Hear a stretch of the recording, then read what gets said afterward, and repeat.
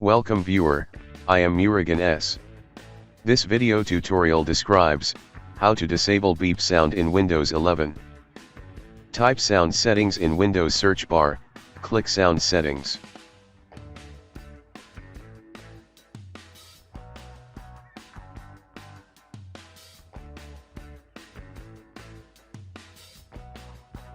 Click more sound settings. Click sounds tab. Select default beep.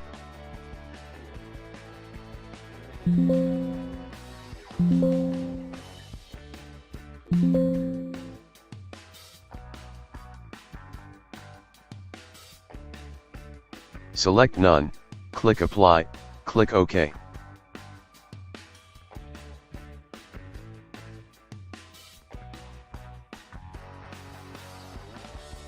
I hope this video tutorial helps to you.